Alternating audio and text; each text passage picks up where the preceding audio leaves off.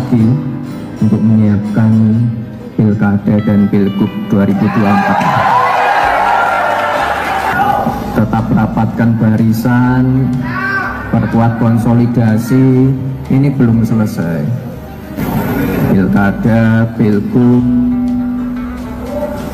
dan saya juga secara pribadi saya mohon adik saya juga ikut dikawal PSI itu.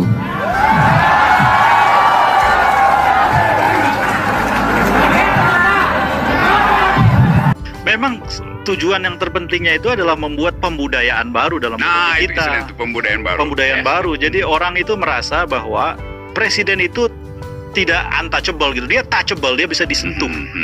Dia sentuh hukum termasuk salah satunya.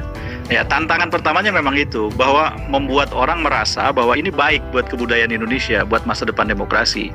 Jadi kita mulai investasikan value di dalam demokrasi. Demokrasi. Yes. Yang berikutnya baru tantangan berikutnya adalah tantangan yang lebih elitis. Ya karena kita mesti anggap juga Prabowo satu waktu kalau tekanan publik membesar, dia mau jadi bagian dari pembersihan dirinya di situ kan, lewat angket ini kan. Dan orang mungkin nonton di situ Prabowo akan dipanggil dan harus datang di situ untuk menerangkan. Lalu ditanya misalnya, Pak Prabowo, apakah Anda pernah menjadi tawanan Pak Jokowi dalam soal pemilu? Mungkin Prabowo bilang pernah, tapi sekarang berbalik, saya tawan dia. Saudara, masyarakat banyak bertanya, ini masalah hak angket, masalah gugatan ke MK kok tidak jalan. Lah itu ada jadwalnya. Gugatan ke MK itu baru bisa dimulai nanti tanggal 24 Maret. Kalau jadwal putusan KPU itu 20 Maret, kan berarti 3 hari sesudah itu. Masa ngajukan sekarang? Nggak bisa. Kalau kami udah siap, TPN kami, tim hukum kami 3 udah siap, udah lengkap. Sekarang MK buka, kita langsung daftar. Jadi jangan dibilang loh kok diem aja. Nggak diem, memang nunggu putusan resmi KPU. Keputusannya siapa yang angkanya terbanyak. Nah baru sudah itu 3 hari sudah itu baru sidang. Jadi jangan dibilang diem, kami bergerak terus. Sama dengan angket. Kok angket itu cuma gertak-gertak, lo nunggu sidang DPR dong. Enggak, sidang DPR angket diserahkan kemana? Ke rumahmu memangnya. Ya kan? Diserahkan DPR, sidang, sampaikan secara resmi. Jadi jalur hukum jalan firm. Kami yakin punya bukti-bukti yang kuat. Angket itu sudah digarap oleh Pak. Saya bukan orang partai, saya tidak ikut dalam angket. Tetapi saya pastikan angket itu jalan. Karena saya tidak ikut, tetapi juga ikut memberikan saran tentang substansinya. Gitu. Saya bukan orang partai, tidak ikut. Saya ikut tanda tangan, baik sebagai orang partai maupun parlemen. Tapi jalan, nunggu sidang. Jangan masyarakat disesatkan, wah itu gertakan aja, nggak diajukan, nggak ada sidang, diajukan kemana? Kan ada sidang dulu. Kalau KPU, kalau gugatan ke MK ya harus ada keputusan KPU dulu, dan itu tanggal 20, kan gitu aja ceritanya.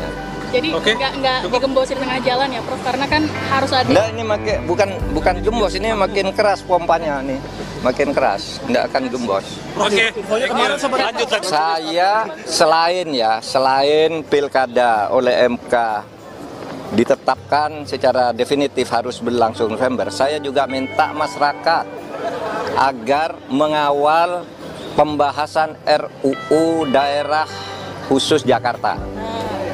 Karena karena undang-undang itu memang harus dibuat karena sudah ada undang-undang IKN.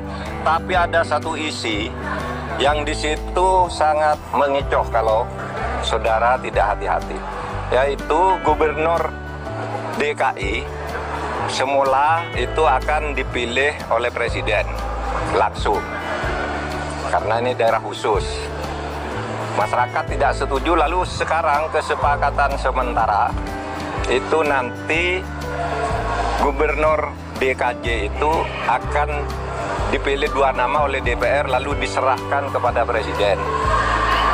Presiden menentukan 1. Ini bisa berpotensi kronisme lagi. Oleh sebab itu masyarakat harus tetap menolak. Ini akal-akalan baru untuk ikut cawe-cawe tidak jujur di dalam pemilihan Gubernur Jakarta. Oleh sebab itu masyarakat harus mengawal, dan saya berharap pada partai-partai besar tetap menolak gagasan pemilihan kecuali pemilihan langsung seperti yang biasa. Itu harus kita kawal bersama untuk demokrasi dan keadilan kita. Itu aja ya.